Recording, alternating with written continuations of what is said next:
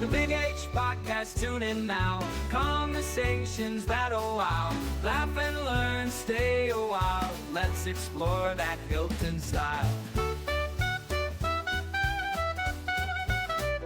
From the highs to the lows, every story just explodes. Mike's got questions on the go, diving deep from head to toe.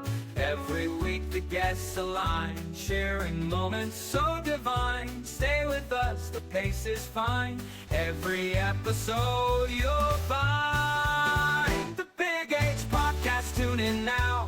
Conversations that'll wow. Laugh and learn, stay a while. Let's explore that Hilton style.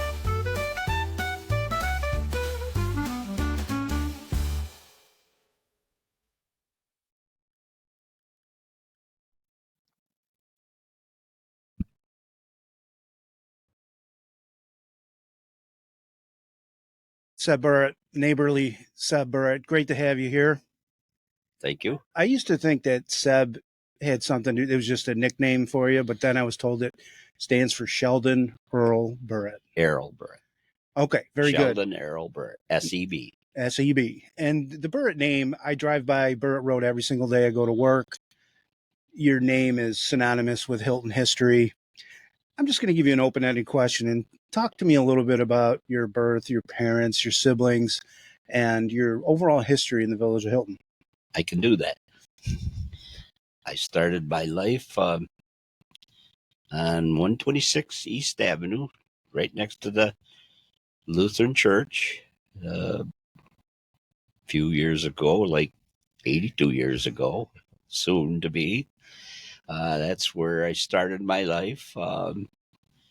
And I used to go 2 steps across Pastor Boriak's lawn, and I'd go to the Lutheran Church, and that's where I went to kindergarten. I was just right across the neighborhood's lawn, and I was at kindergarten at the Lutheran school. From that point on, my dad had a business in the village. It was the Hilton City Service Station on South Avenue, pretty much where the post office is today. It backed up to the Hart store. Orban Hazel Kenyon ran the Hart store back then. And then we moved above the Hart store for a short period of time. And I helped my dad when I was younger at the gas station. And then we moved down to South Avenue a little bit farther, just past Hazen Street, in a big house. And we spent most of my time there. But I'd get up in the morning and I would go open up the gas station for my dad because he drove school bus. And when my dad finished the runs, he'd come back, and then I was supposed to go to school, but I always had to stop at the pleasure shop in Hilton where Archie Wilkins ran it, and I'd have to have my hot chocolate and eggs and toast before I went to school, and I was always late, but I got away with it. And yeah, pretty much that's I got away with a lot in school, to be honest with you. But so that was the beginning. The gas station, of course, my dad played for the Hilton Peaches, which was a semi-pro baseball team. And I can remember when we were on East Avenue, my mother would make me take naps before the games, and then we'd go down to the game on South Avenue, down to the carnival grounds. And we'd take a board and climb up on top of the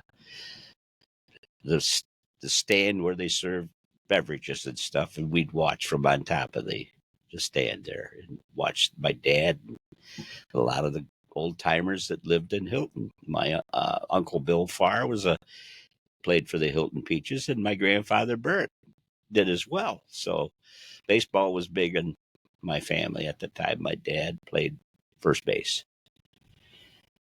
Then from South Avenue, we moved up to Parma Center Road, and I finished. That's where my senior year, I graduated. We had the farmhouse on Parma Center Road, and I drive the tractor to school because I couldn't get a license at that point yet. So I thought I was pretty hot stuff driving to school on an old tractor. And Bruce Hilton, of course, was the ag teacher at the time, and I thought I was a big shot. But yeah, then I graduated, and we had probably one of the biggest parties. Everybody, my class, were all invited, turned their keys in, and people like Janie Suarez, Janie Wright, George Wright's wife, she was the school nurse. A lot of the teachers pitched in and came to help my mother make breakfast and everything for us. And my class just had a good time all night. It was all safe, and yep. And then I started working in the city for Rochester Graphic Arts, and I just bought a 1964 Chevy, which was a pretty nice car. And I used to park it in the first barn. But this one day I chose to drive it. I used to ride to work in a Corvair with Tommy. Forget the name now. But anyway, we'd ride in that Corvair to work. But this one day I chose to drive my 64 Chevy. And after work, I was coming home, and I got the Parma Center Road in Hilton Parma Corners Road in Parma Center, and the road was shut down. And come to find out, the barns burnt down that day. And my younger brother, and a neighborhood boy, my grandmother Sheldon, was babysitting them, and they were out in the barn playing. And my brother Kim come back in the house, and he says, "Grandma, we had a fire, but it's out now." And then when she looked outside, all the barns were burning, and it melted the aluminum siding on the back of the house. But my dad happened to be fire chief at the time, so that was a big deal. And there's a picture in the history books of him and Bobby Crowley standing out in the rubble, and all the barns gone, because Bobby used to rent and bring his cattle over and harvest hay and stuff. So yeah, that was a great day. Ugh, Yeah, hardly. yeah. And there's a picture of my dad and him standing there in the rubble. But thank God I drove my car that day. So yeah. And from that point on, I worked for my dad. I tried to enlist in the Navy to follow in my brother Steve's footsteps, but I got turned down. And then I got drafted, and I rode to Buffalo from Rochester. We all met in Rochester, rode to Buffalo, and I was the only one sent home. I couldn't pass the physical because of asthma and both my knees from injuries in soccer. So after a short period, my dad got sick, and he ran the Atlantic gas station over on West Avenue and Main Street and Lake Avenue. That's where Hank Carter and Morris Van Dorn worked there. But my dad took it over, and it was called Atlantic Richfield. It was called Arco. And my dad ended up getting sick, so I had to take over the business. And my dad was laid up for about 2 years, and I helped my mother and my 3 younger siblings, my sister Christine, my brother Kim, and my brother Craig. And for 2 years, I was pretty successful at it. I did a lot of different things than what my dad would do, but we had probably 75% of the business in the Hilton area back at the time. And we had people like Gary Tabor. He worked for us, and Lenny Palmer. A lot of the young kids came and worked there. Bobby Elliott, Sheffield boys. There's just yeah, it was a great place. A lot of people would hang out there. Some of the old timers, Gordon Behringer would come down and sit on the bench. Duke Wolfram would come down and sit on the bench, and Mhm. we'd talk about everything. And then, of course, a lot of people back then didn't know about Gordon Behringer and what he was doing. You'd see Gordon for a while, and then he would be gone, and you wouldn't see him for a long period of time. Well, eventually, when Gordon retired, and then later on in life, it all came out. Gordon was flying over enemy territory in Europe, and he was reconnaissance. He was taking pictures. And it was very interesting, but nobody ever knew it. Not even he couldn't tell his family what he was doing back then. But after he retired and after everything came out, that's how I got the information what he did. So, and Nancy Behringer, his daughter, she graduated with me, but she passed away young from cancer. And then later on, of course, I got married to Terry, and we lived. That was 1964. And we lived in the firehouse down. It's been torn down since, but it's down where the carnival grounds is. And of course, I happened to be there when the fire broke out, and I lived upstairs in the apartment with Terry, and that was quite a day back then. March 21st, 1965. And unbeknownst to me, we'd had our banquet there, the fireman's banquet, the night before. And of course, it was a late night. And after the party, I kind of cleaned up and stuff. And then I went up and went to bed, but it was a short night. And I woke up to the siren blowing on the top of the firehouse. And of course, I had a panel upstairs that I would answer calls from. But little did I know, Russell Wright was downstairs. He was coming to the village to open up the Tidal station. That's back when Jerry Ryan and Norm Wright had it. And of course, we had the gas station too. That's why I had to get up. But I couldn't figure out what was going on because Russell was downstairs on the mic, and he would key me out, and I couldn't tell. And I'm looking, I'm saying, "What's going on? What's going on?" Next thing I know, the guys are coming and jumping on the trucks, and I'm still in a fog, of course, from the night before. And before I knew it, there wasn't any trucks left there, and I found out what was happening shortly thereafter. So I had to run up to the fire on Main Street. And by the time I got up there, I could hear some ladies screaming. I can't remember the name. Mrs. Turgan was one of them, I believe.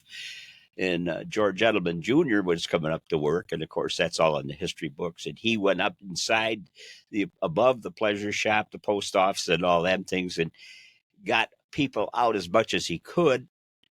And then he came down, and he had one lady out. She went back into, I believe she went in to get her bird, and she didn't make it back out. That was the one fatality at that fire.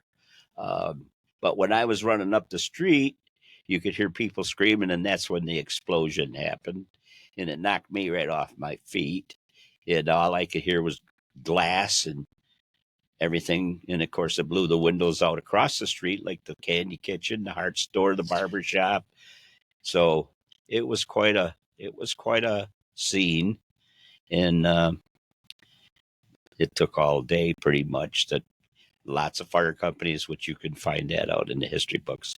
It was a big, big fire, one of the biggest that I'd ever seen.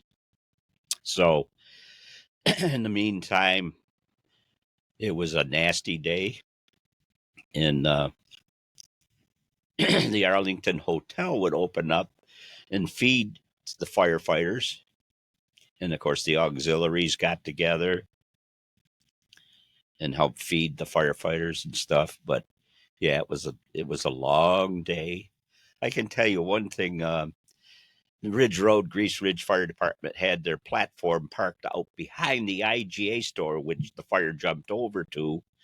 And they had the guys up in the bucket, the platform, spraying water down, hoping it wouldn't jump across the street there, but it did, and it got the IG going. And I can remember seeing the guys up in the platform, and all of a sudden the roof caved in and the fire was right underneath them. So they chose to move the truck with them up in there. They could have dumped them into the fire, but they managed to get them out from underneath. So yeah, it was a long day, and of course it walked its way right over to excuse me, East Avenue. And Bud Ingham lived in the next house, which today is now, it used to be the Monument Place, where Kelly's had it for a while. I guess now it's a coffee or a tobacco place right now. But that house, that's where it stopped, at the old firehouse. Excuse me. No, take your time. I mean, it's so, well, it's chilling to talk to somebody who lived it, because I've seen pictures, but you were actually there. And when I hear things about, I didn't know there was a fatality. Also, the explosion, I know Candy Kitchen and everything. It said you knocked it off your feet. Yeah. I mean, how was the firefighters continue to battle all that blaze? And well, the explosion was chaos. called, they think, they never really came out with a real, where it, they figured it started in the old furniture store.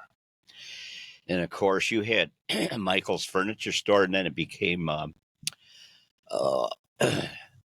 maybe Marples? I don't know. No, it was McNall's and then Okay. Marples. Mm-hmm.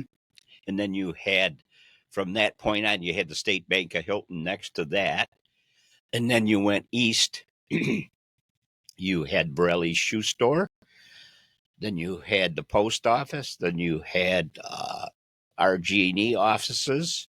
Then you had the pleasure shop. Then you had the used to be a jewelry store in Roblard's. And there was a barber shop at one time. And then it jumped the street. It went into the IJ store. And then Fred Adams had a dry goods store there. Then there was another beauty shop. And Paul Rude had a appliance store where he repairs stuff. And then you had the old fire hall. I didn't even realize that there were so many businesses that you're mentioning, about the shoe store, the beauty shop, the IGA. It must have been awful for these business owners, besides the loss of life and the loss of the village culture at the time. Sure. Well, there was houses actually too behind there that the Ways lived there. Jimmy Hawkins and his mother lived in the houses behind there. There was a garage behind there, but they all burnt. Yeah, it was something you'll never forget if you were there. So, yeah. How did the, you mentioned things about the auxiliary showing up, Arlington feeding the fire. We all know, well, through our lifetime, you've lived a little bit longer than I have. How can you talk about how the community came together in spite of a tragic situation? The community, I mean, it's unbelievable, because they had to move, like the bank had to burn, so the post office. But the community came together tremendously. I mean, like I say, the Edelmans at the time owned the old Arlington. And just you couldn't believe what the people did. Mm-hmm. And the firefighters, of course, they were sleeping on top of the trucks in the firehouse and everything. But yeah, the community came together, made the community stronger. Was your dad fire chief at the time? No, Bill Howie. Bill Howie? Yeah. Some of these names that you're throwing out, like Gary Tabor, I live down the street from him. Bobby Elliott, the Sheffield Boys. Gordon Behringer, that's a very interesting story. That was. Which ward was he taking reconnaissance? I believe that was second. Second? Yeah. And you said his daughter passed away early of cancer. Yeah, Nancy. Nancy. No. But Nancy had another sister, and she had two brothers. Mm-hmm. You wanted to serve. I mean, you wanted to. You were drafted in the Navy. What was it like when you found out that your body just wasn't up to serving? I was just, everybody else was, they were leaving. That was the early part of Vietnam. Mm-hmm. And I just wanted to follow in my brother Steve's footsteps and try to get in the Navy. And of course, they turned me down. Then I got drafted, and I got turned down again. Then it all turned out for a cause because my dad got sick, and I had to run the business. Mm-hmm. So, yep. And it was, I'm going to say interesting, but I wanted to ask you a question about that. The business that your dad was running, that you ended up running for, I think, a couple of years, it was the Atlantic Station? Yeah. Okay. But it's the old, it used to be, it's where 7-Eleven is today. Okay. Okay. And what type of business did they do? I mean, gasoline. We had 3 bays, mechanic. We did everything there. Mm-hmm. Tires, you name it. Mm-hmm. And like I say, Gary Tabor, his father. There was 5 grocery stores in the village of Hilton. Now there's like 10 pizza places. Yeah. But Gary Tabor's father, Harold Tabor, ran the IGA store before Al Warden come to town. And then Gary had to move to Lockport, and his father ran a home up there.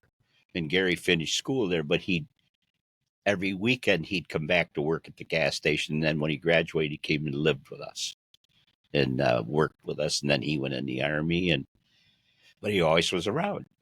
Gary was always there. Lenny Palmer was unbelievable mechanic. And no, we had a lot of good people working for us. It was good business. And you also said that you learned some things and you did things differently than maybe your dad would have. What did you mean by that? Well, I built the business up a little more by getting it more into the tire business, taking on more stuff. Mm-hmm. But we had a good business going. But the problem there was when my father came back, he says, "You want to take it over?" And I says, "Nope," because we didn't really own the building. We were taking care of the Clock family. Mm-hmm. They were the ones, John Clock, they owned the property, along with property in Churchville, where there's a gas station there. They owned the one up on the ridge in 259, which was a gas station. And then they had the gas station over in North Greece, Rowley's little, that was where Rowley Harris was.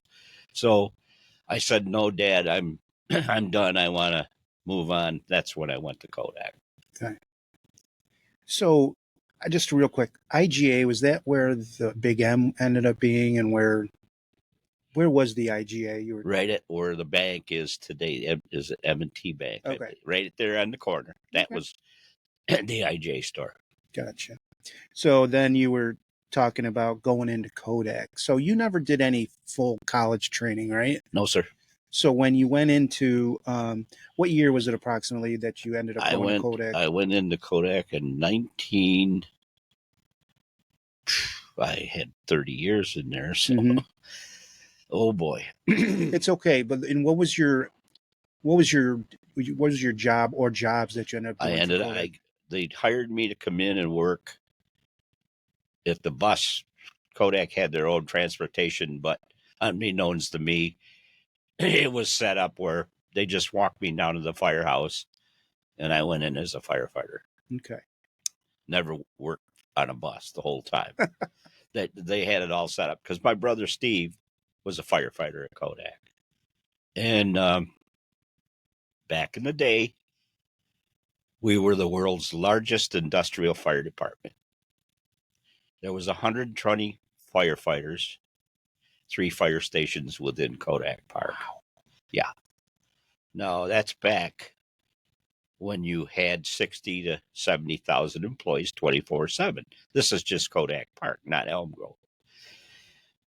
And so, yeah, we had a lot of training with the city And we responded to the airport because we had more phone capacity than the actual airport did. So anytime a plane was coming in, we'd get toned out to respond there along with gates in the city to respond to the airport.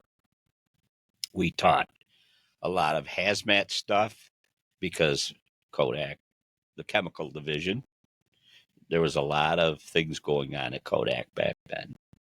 And I got to see it firsthand. Towards the end of my career, I became a fire inspector. And there wasn't a building in the Rochester area that Kodak owned. I was in a mall. I traveled. I had my own vehicle, go off plant, go to all the other places, because I'd have to go inspect with Factory Mutual, who insured Eastman Kodak Company. Interesting. I got to see so many things that most people would go in. They'd get in 2 or 3 different buildings, and that was their career there. I got to see it all. And they were the first to have digital. But a certain president and CEO decided, no, we're going to stick with film. So they blew that. They blew a lot of things. So, Right. And I saw it firsthand. But who was I? Just a little firefighter. So when you say see it firsthand, you saw maybe the degradation of the company when it went through, and I got to see more different things that Kodak did. yeah, Right from DPI, where they made vitamins and food stuff that, excuse me,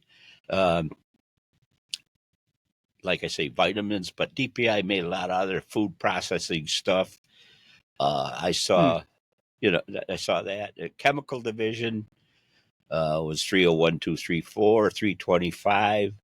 We actually had an explosion. That's a whole other story. Building 304 blew up. That was right on Mount Reed Boulevard. And believe it or not,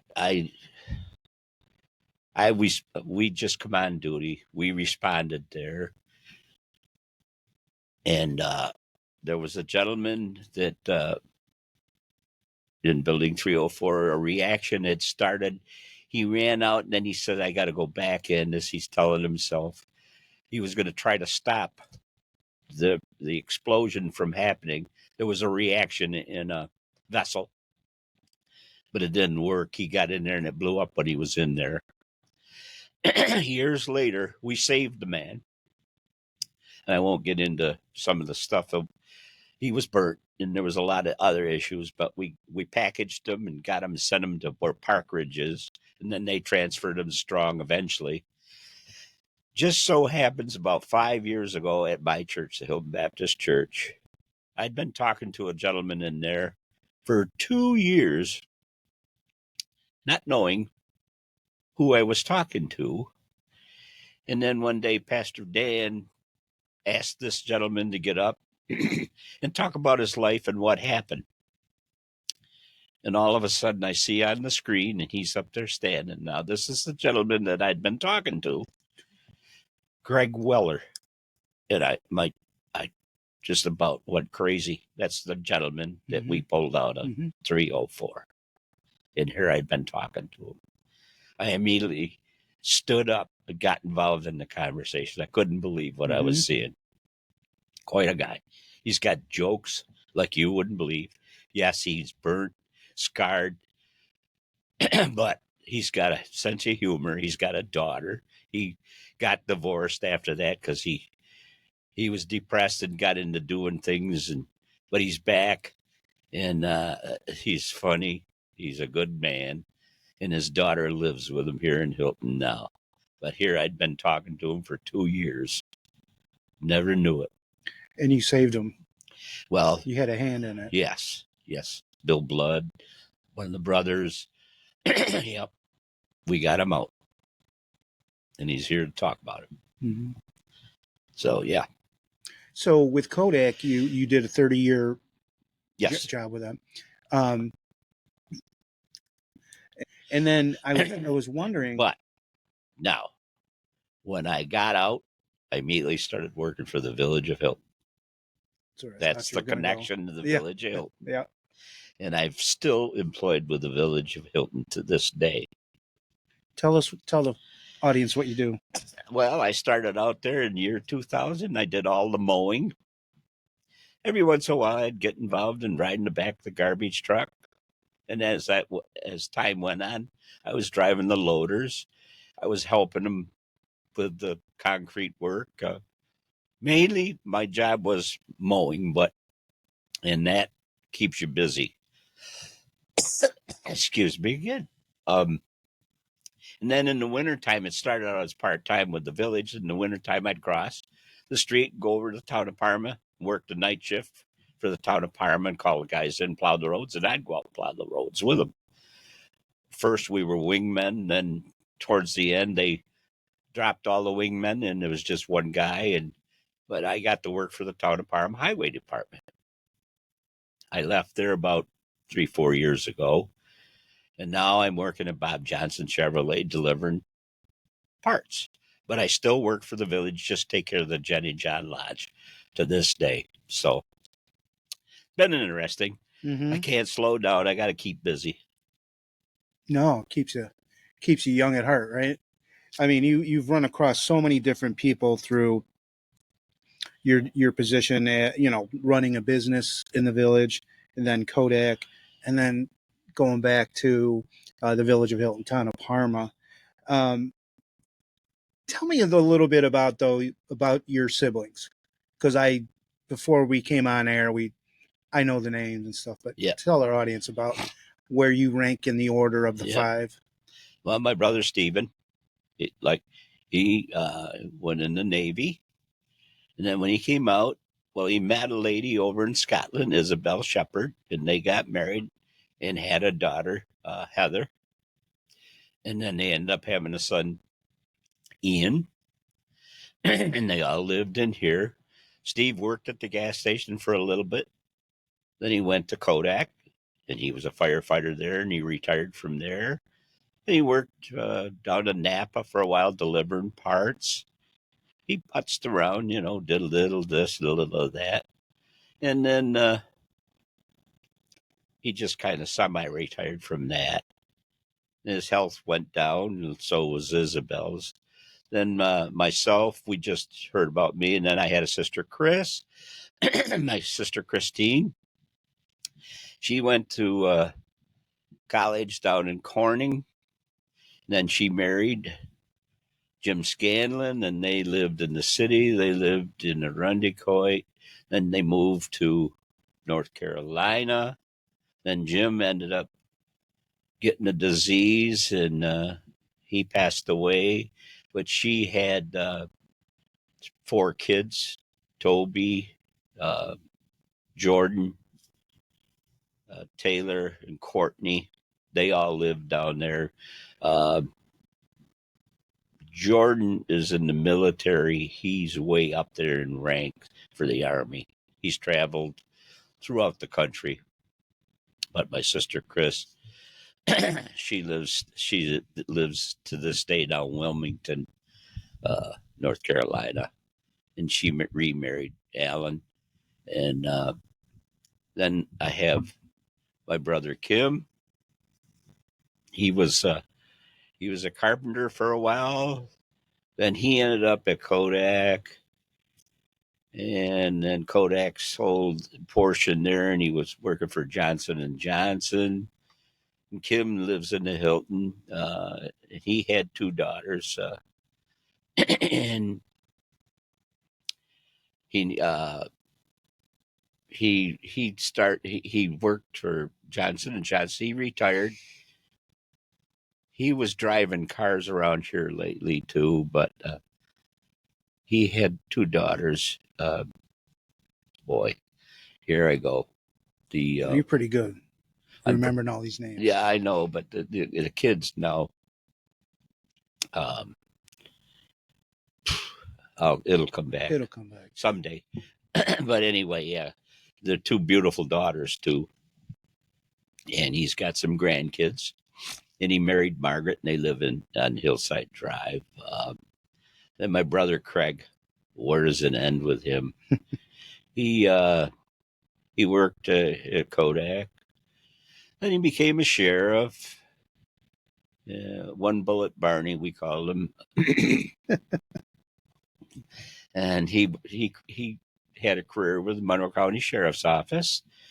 He's done a lot of other things since he retired. He worked security for the school. He has property up in the Adirondacks, several places that he's sold off. And I get into the names of his kids because he's got two boys. They were both Marines, and now they're both law enforcement. And then he's got a son-in-law that's a sheriff. So that's three law enforcement people right there. And the two girls, the twins, are married, and he's past me now in grandchildren. I've got 11, he's got 12. So whatever, Tell me a little bit about your children. My children, I am blessed. I am blessed with the family that I have. My daughter Marcy has given me Bailey, Ellie, and Simon. Bailey lives in California. She's my oldest grandchild. Then Ellie, then Simon. And Ellie and Simon just got married last year. Then, let's see, my daughter Shelley, who lives in Newtown, Connecticut, Sandy Hook. I'm sure you all heard about Sandy Hook. She has 5 boys. Harry, Sammy, Charlie, George, and Peter. Harry just got married last year, and he's in the Marine Corps, and he's down on the border as we speak. And his wife, Gabriella, she just got her wings. She's in the Navy Air Force. She's got her plane that she wanted to be in. So she's in Florida, and he's down on the border in San Diego, Mexico. So, but like I say, I'm so blessed with my kids, now my grandkids. Then I've got Sarah, who teaches in Webster. And I have a granddaughter, Harper Jane Lee. And Harper Jane Lee is getting to be taller. And her father, of course, is Mike Lee, the mayor's son. And so, yeah. And then I go to my son, Kevin, who now has 2 children. We have Laney and Cohen. And his wife's name is Leah. And they live over on English Road in Greece. But Kevin works for the village of Hilton. So, yeah. And like I say, I'm blessed. I am blessed with what I have. What was it like going? Well, first I'll go as a father. Like, what was it like raising? You had 2 older kids, and then you ended up taking 2 other kids, and so you're a little bit older raising Kevin and Sarah. What was that difference like? Well, my first marriage, of course, was with Terry, and she gave me Marcy and Shelley. And Terry was a good mom. Yes, we had some issues, and we split. And then I met Kathy, and we had Sarah and Kevin. But in the end, Terry was always part of the family. And as far as being older, I can remember when I started, when Sarah was born, and I was working trick work, and Kathy worked at Kodak, and she was working trick work. I'd get out of the car in the morning from the C trick. She'd jump in the car, and I had 2 kids to take care of for the day. And that's back when night shift was 7 nights in a row. And the minute she'd get home, I'd eat and go lay down and get up at 11 and go back into work. That's how it worked. B trick, we'd drop sometimes over at my parents' place or her parents' place in Greece when we were both working, and we'd pick them up, bring them home. So yeah, it was a challenge, but I don't regret any of it, Of course not. none whatsoever. So yeah, it was a challenge, but I made it. Well, I had Marcy on a podcast a while back, and she also echoed about um, Terry being very much involved in the new family, and she always was so appreciative of that. So that's great to hear. What's it like having these grandkids that? Because I know Simon's athletic accomplishments and others. You got um, kids in the armed forces with the. I mean, what it's got to give you a sense of pride. Oh, no question about it. Simon, when it came to soccer, of course, his dad's Bill, his father's the coach at RAT soccer, but Simon, he set a lot of records here in Hilton. Mm-hmm. He took a year off and went and traveled around the country, but Simon, and now he coaches at St. John Fisher. And I guess last year he made a comment to his father, "We're going to beat you," and they did.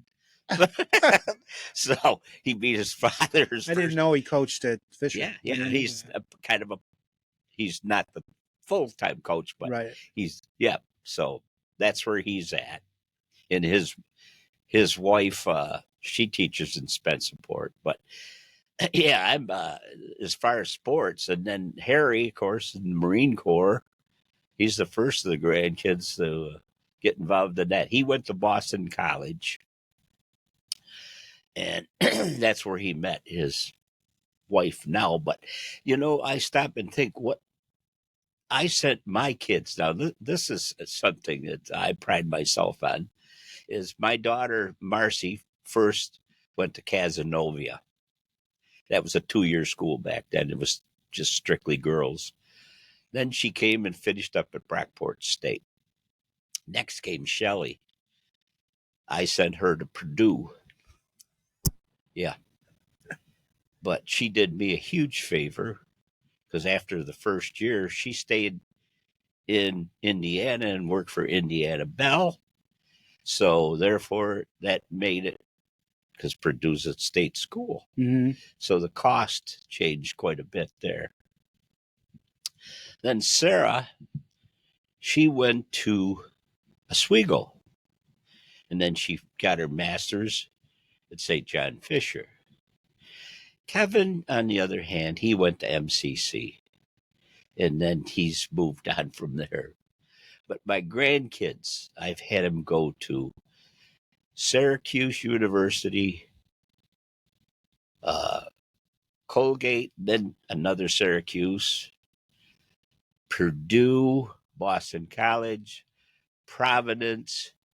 Now I heard that George is looking at Connecticut. So, man, here I graduated from Hilton. Mm-hmm. But that's another thing. Where'd that come from? My kids. Right. I'm proud. I am proud. Again, blessed with what I have. Yep. And Marcy works at the high school as an administrative assistant in the athletic department, and I run across her a lot. Right. I believe she was SRP of the year last year. She's highly beloved there. She's awesome to work with. My wife, Kathy, actually did the payroll for the school district. That's true. Yeah. That's true. She retired, I don't know, 5-6 years ago, probably. Yeah. But a lot of contributions to the village of Hilton from your family. I want to ask about Shelley a little bit because she's up in Connecticut? Yes. Okay. And Sandy Hook. Sandy Hook. Newtown, Sandy Hook. And I hope they're recovering or whatever, because that was awful. But that's not what I wanted to ask you about, but you can go into it if you want. She has 5 boys. Was she able to go back to work, or did she work and have her kids at the same time? Well, after she graduated from Purdue, her husband, Joe, came from Elkhart, Indiana, which there's a connection there with our family also. And when she graduated, she went on to work, and he went back to school. So this is before kids. Mm-hmm. They lived in Indianapolis in several different places. And then yeah, I think Joe went to Butler. He carried on with his education there while she was supporting him. And then they started having kids and they lived in Indy. He's into, I don't know, financial stuff. He's a very intelligent man and done very well for himself. And they moved from there to Connecticut because of his job. And she's kind of been, she's raised 5 boys without any help. I mean, when I say out any help, she lives out in Indianapolis and places like that when she started it, having kids, and she had to do it all on her own. But man, she know how to handle it. Tell me a little bit about, because I know she went through some health struggles. Michelle right now has to, she still goes for treatments. She started out, she had breast cancer. She says, take them both. I've raised my boys. And that happened, and she got reconstructed. And then she kind of ignored doctors for a while, and then something came up, and they went back. And what she's dealing with today is what they call multiple myeloma, which is like a blood bone type cancer. And if it wasn't for Sloan Kettering Cancer Center, which I support mainly big time, picking up bottles and cans, people save them for me, and I send monies there in honor of her because she is unbelievable lady. She's a fighter. She was born 2 pounds 9 ounces. She's been a fighter her whole life, but she's amazing. All my kids are amazing. So, but yes, she still goes for treatments and the Sloan, at least I want to say once a month. And then she goes to a hospital in Westchester. But she's got such a support system in Connecticut with her neighbors, Aaron and Jeannie. These people are phenomenal there. Aaron, and they take her into the city back when she was real sick, and phenomenal people, neighbors. Yeah. But if you look at Shelley today, you'd never think anything was wrong with her. Yep. How many years has she been battling the disease? Oh my, she's been battling now, roughly maybe 6 years or more.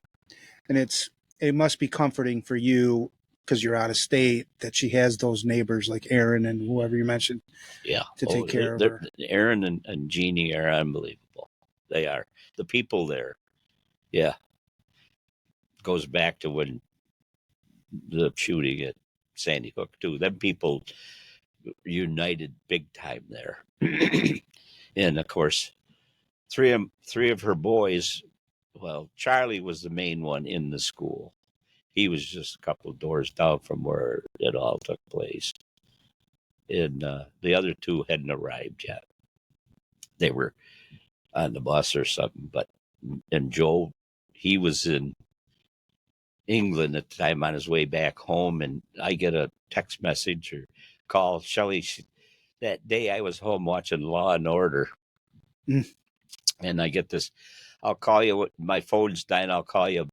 And I says, what's going on? And then I get a phone call from Kathy at the school saying a niece in New York City heard something about Newtown Sandy Hook shooting. So things started coming together.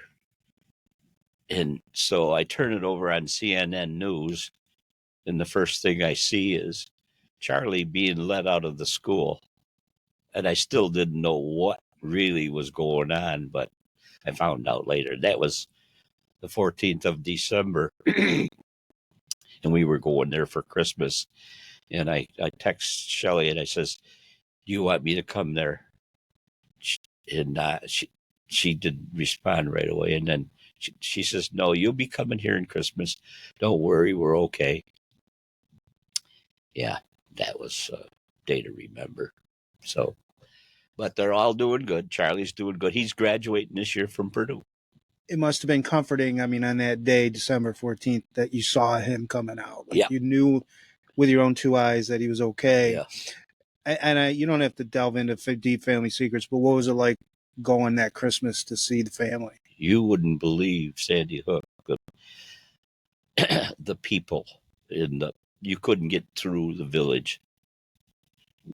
Donations coming in from everywhere because just before Christmas. Mm-hmm. And see, I'd been to that school numerous times because the boys played baseball over there. And I actually took them to that school 1 or 2 times. So I knew the layout of everything there. But heading into that school is the fire department, where you'd go past the fire department. Mm-hmm. And I can't imagine what them men went through along with law enforcement, seeing what went on in that school. Mm-hmm. I don't want to get it's graphic, but right. them guys, after we got there that Christmas, it was just the whole thing. The village you couldn't get through because of donations and just people coming. They'd shut the streets down. And yeah, it was sad. The whole thing was, but they've rebounded. They tore the old school down and made a monument out of it and built a new school. And they've moved on. But yeah, it was not a good thing. And a little girl just down the street from where my daughter lives, she was one of them, the family. And I've been there to parties, and the mother and father come to the parties. But yeah. And Charlie's doing okay. You said graduating. He's graduating from Purdue as we speak. Are you going to go? Oh, you can't attend, obviously. No. Okay. Yeah. And then you had Sarah, she's a Spitfire, got a great personality. She's a teacher, right? In Webster. Yeah. And she teaches reading, is that correct? Well, special stuff, I guess. Mm-hmm. But she started out at, I want to say, Willink. Mm-hmm. Webster Willink, and now she's done a lot of stuff over there for the kids. She's involved big time, going on the trips, taking them to Washington. I mean, she's always doing something over there. And now, of course, I can't remember how many years she's been teaching, but now a lot of her students are coming back, and yeah, she's something else. Yep. And then one of the days that I visited over there, you had Harper over there, and you were on the floor playing with her. Very endearing, at 79 years of age or whatever you were. Yeah. Now I got Cohen and Laney over. I'm on the floor with Cohen all the time. How old is Cohen? Cohen just turned a year old. April 5th. And then Laney is she's 3. And so Kevin, big burly guy. I know he's a worker. He's turning 40. He's turning 40. Yeah. This the 23rd of this month. Yeah, they gonna have a party for him? Or? Oh well, yeah. There's supposedly something set up, and I'm the 27th. I'll be 82. Okay, all right. Well, it's a good month for the Burritt family. And then Kevin, I know.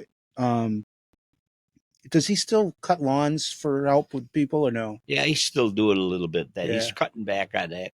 He bartends for down to Foster's. Okay, like I used to. And he's also working over to the golf course. Deerfield for parties. Yeah. Oh, so would he bust tables? No. Bartends? Yeah. I heard they really upgraded their banquet halls. Haven't been in there, but yes. Yeah. But he just mainly works for the weddings that they have. Okay. I think he said he's got 6 of them coming up. Okay. What's it like having grandkids or children outside of New York State? Are you and Kathy able to go visit quite often, or do you drive? Do you fly? No, or is it hard with health situations? We used to, when they were in Indy, drive out there 3-4 times a year. Mm-hmm. Long drive. And of course, my wife Kathy, her whole family came from Lafayette, Indiana, that is. Yeah. Okay. Right there at Purdue. Her grandmother lived right across the street from the campus, and her uncles and everything. So when I dropped her off, I cried like a baby. Mm-hmm. She was, 17? And leaving her that far away from home. But when I got out there, Kathy's family, they were scattered. They were elderly, older people, Mhm. some of them, most of them, and they had a progressive dinner. And we'd moved around from all their houses. And after I met them people, I said, she's in good hands out Yeah. there. Because if anything were to happen, they were right there. Hmm. So that worked out great. And what about Marcy? Like, are all her children are out of have flown the coop, right? Well, Or do they still have? Bailey's in California. Mhm. Ellie, they just moved. Her husband, Dan, has a job. They just moved. He's got a job at Duke University. Okay. And Simon's still in the area. He lives in over in Arundel, I want to say. Now he coaches at Fisher. Does he do other work besides? Yeah, the he's coaching? working out in Spenceport here for a company too. Okay. Something to do with fire suppressions and stuff like that. Hmm. Systems.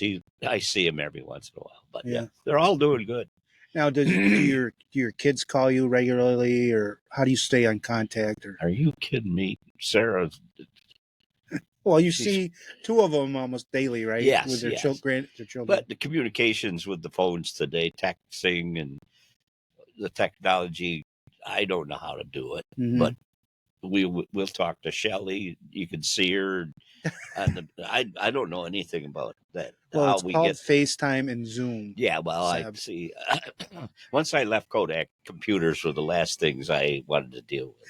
You're still probably using the digital camera or the Polaroid, right? Yeah. Oh man, The brownie camera. yeah. Because when I was teaching fifth grade, we would always make a trip to the George Eastman House, and Yeah. it was a fabulous tour and the technology throughout the years. I got to inspect the George Eastman House. No kidding. Was it always up to code? I got to see the behind the scenes. It's things that you'd never believe. Mm-hmm. Yep. Unbelievable. Well, shoot me one. I looked right down where George used to sit down there. Yeah. The house is really amazing. I mean, Yeah. I think he had fresh flowers every day. Yeah. Tons of servants. The big, was it the elephant in that one room? Yeah. If you haven't seen it, I highly recommend people go and visit the George Eastman House. What was it like being a fire inspector? And you said you visited pretty much everything around in the Rochester area. What was it like working with the people, I guess, is what I'm asking. You just hit it right on the nut right there. I got to meet so many people. And there's not many people called Seb. No. But everybody knew me. But Right. I'd say, hey, how are you doing? Because I couldn't remember names. But it's been one heck of a career. The people that I've met and worked with, you couldn't ask for anything better. Mm-hmm. The talent. But going into other buildings, and I'd run into people from Hilton. Everywhere I went, and it's, people running the business. People. That's been my life. Mhm. People. And it's was phenomenal. But I like it. And now at Bob Johnson's, I meet people everywhere, and people know me, and I know them. I might not remember their names, but that's been a big plus in my life, is people around me, working with them, running the businesses, and working at Kodak. And no, that's been a big plus for me. People, all been. Did you ever sit on any, well, you were in the fire department in both the village and at Kodak, and did you ever run for government office in the village or have any desire to? No. I stay out of politics. Yeah. Because you know everybody, and that, I don't know.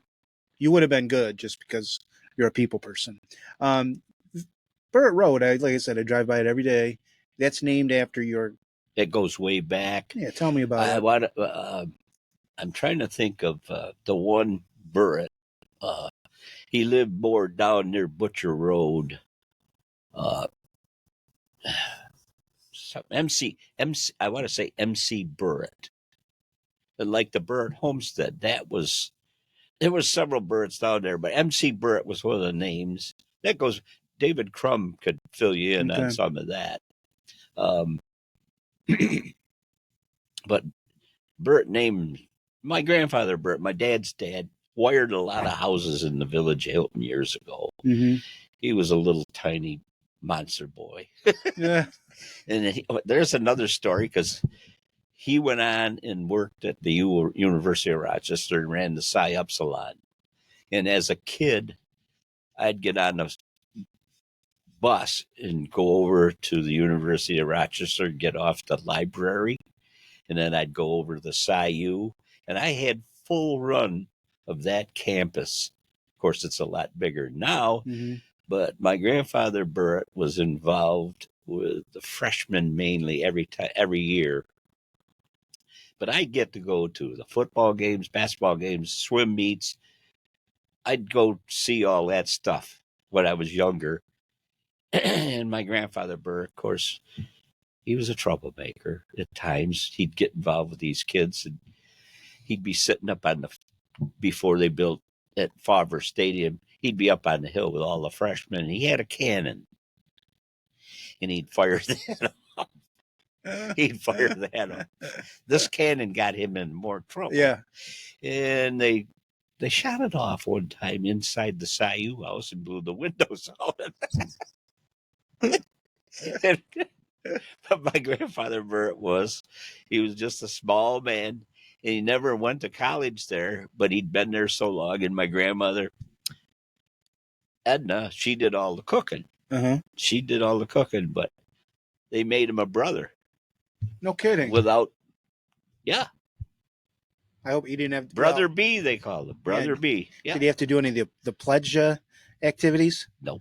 I guess blowing the windows out of the house qualified you for something. Well, little did I know at the time, but there was a lot of stuff that was going on there pledge-wise that Yeah. I found out later on. Right. I'm not At liberty to say anything. correct. You were saying he's a funny guy. Yeah, he was. And you also self-admittedly in the beginning said, I was late to school. Yeah. Any incidents that you could bring up to me that people might remember Seb for in high school? Oh boy. People that you paled around with. Well, my problem was I'd always come in late, and I Mhm. had Ray Miller in the morning. I missed a lot of classes. And if it wasn't for the girls in the class to help me through that class, I'd still be in school. Who do you remember And, some of those girls that helped you with your studies? Oh, well, Carol Sue Doring, and there was a lot of Diane Bacon. Mhm. There was. Did you enjoy your days at Hilton High School? Oh God, yeah! I didn't want to leave towards the end. Was that They forced me out. get that Seb out of here? Was that when school was at the West Avenue School? When I started school, there was only one school. That was at Henry Street School, Community Center. Who was your high school principal when you graduated? Wayne Furness. I've seen his names around some buildings. And of course, Marcy Garneau married Bill Garneau, whose father ended up being a principal. Our principal, Yeah. Harold Garneau, great guy. More things about Hilton. What was your memories of the Apple business and the Apple Festival creation in the village? Oh, that's I forget the guy who was a barber that originally started that along with. Was it Gosnell or was it No, Pat? Pat. Yeah. Yeah. I know who you're talking about. Yeah. I think he cut my hair a few times. Yeah. But he was big in that. And that started down where Foster's is today. That was the original. See, I grew up when that cannon factory was running when I lived on East Avenue, where Hilton East is today. That used to be mountains of apples out there.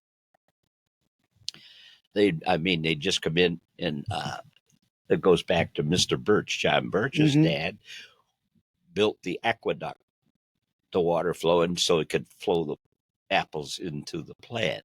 My mother worked on one of them peeling machines for years, and of course it was all powered by coal and steam, and the coal came from Hilton Milling, and the railroad, of course, went through there. Yeah, but that was an experience. I'd go over there as a young boy, and of course the neighborhood kids, we'd get down there with our willow sticks and have apple wars out throwing lunch and apples at one another. Right. Right. Yeah, until the guards chased us away. So Hojack Railroad was up and running when you were a kid then? The train. Yeah. Yeah. What I was worked at the. I worked for a man who came from Bergen. I wrote his name down across the street. Now I can't remember it. It's all right. But he had a stroke. And I was there for the last of the trains traveling through. And I would clean the railroad station for him to help him out. But he came from Bergen, and he asked my dad if I from the gas station could he come over and help me, and I got involved in that right at the end when everything was shutting down. What was it like having a train run through the village of Hilton? We used to hop on it. So it's kind of like a carnival ride? Yeah.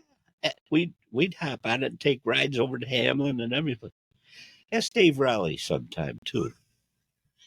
They took the air off and moved the cars across over, blocked the road. David, when you see this, don't blame me for telling it. There was always something going on. Right. That we all hung out too down the trestle. The trestle, yeah. Still today. Sure. But that's where they were steam engines back then before the electric. So they'd get stopped there. There was a pump, and they'd pump the water up into the engines. And then, of course, at the Hilton Milling, there was 2 silos with coal. That's where they'd get their coal. Mm-hmm. Yeah, we had full run of the canning factory, the Hilton Milling. We had full run of all that stuff back when we were kids. How, you're starting to hint at it, but how has Hilton evolved over your years? I mean, from being that where you were living I go from fire to the boom. I go from the little village of Hilton was nothing but orchards and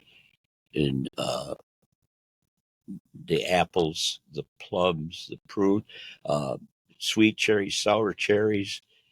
It was fruit. And Luther, Jen and John on West Avenue, the Daisy Lee Farm, down back where the Jen and John Lodge is today. Luther raised cattle, but he also had fruit.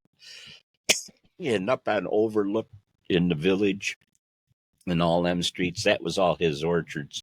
We'd sit up there and eat sweet cherries until we got sick, looking down at the carnival ground at the time, because all them houses, that was all orchards. Yeah. Luther, Jen and John was quite a man. And every year when it came into season, when they were harvesting, he'd have a huge tent set up there right where the school is today. Quest, just before Quest. And yeah, sell fruits. And of course, the Burritt family is related somewhere along the line with the Colomer family. And the Colomers, of course, pretty much put Hilton on the map. And it was with what? What business did they run? apples. Okay, Fruit. apples. And obviously Colomer Road is named after them. And it was all, and all them houses along pretty much were all Colomers. But there's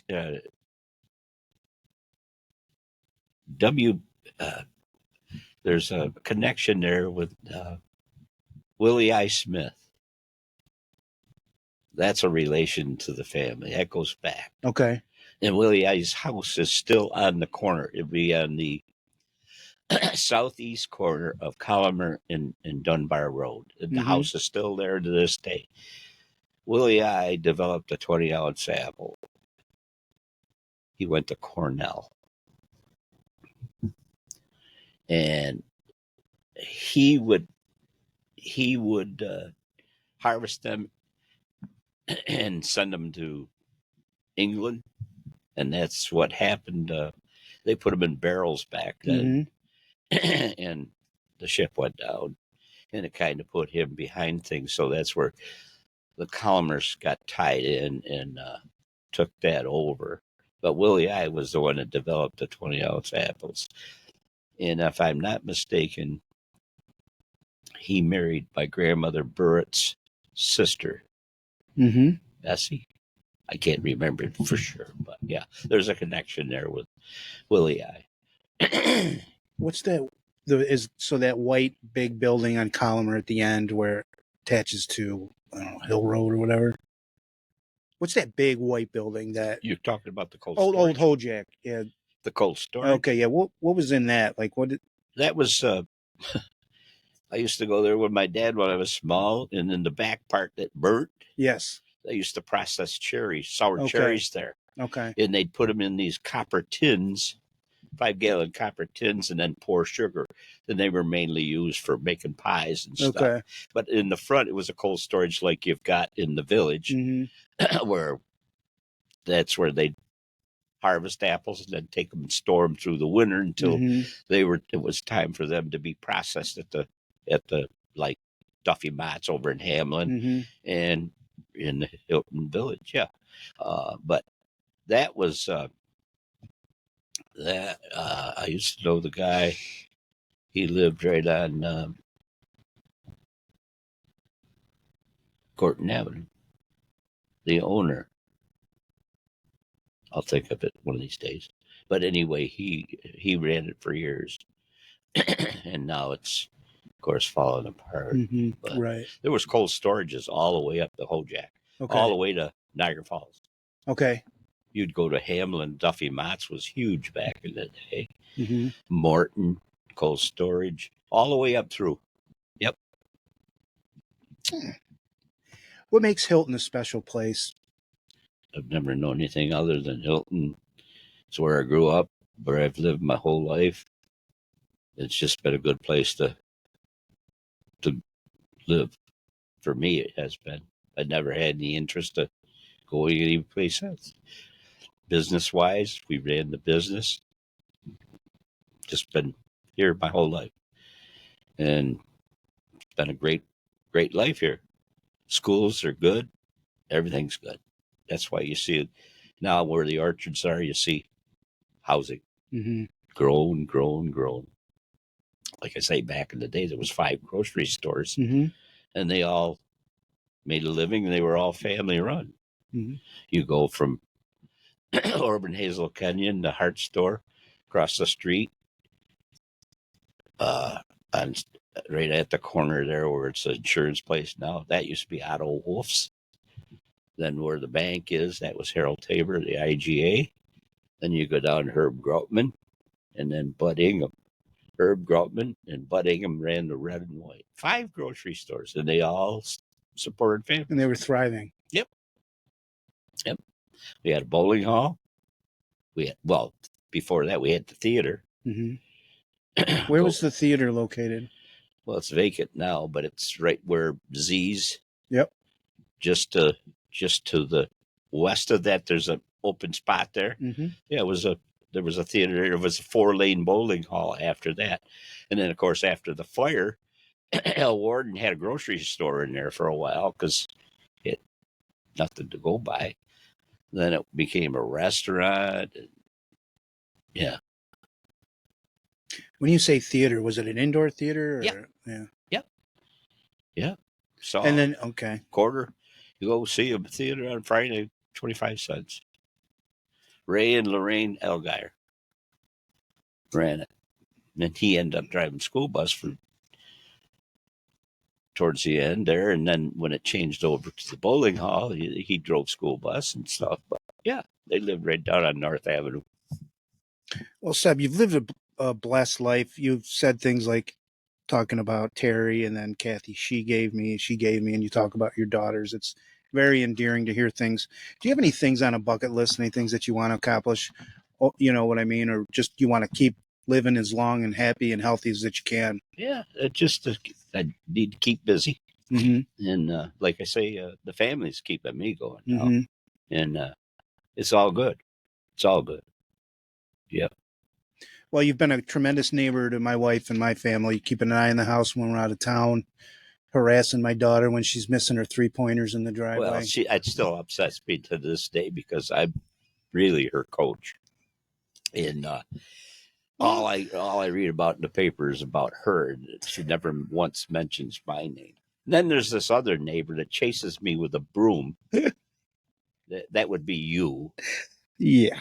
because You get awful flirtatious with my wife, Carla.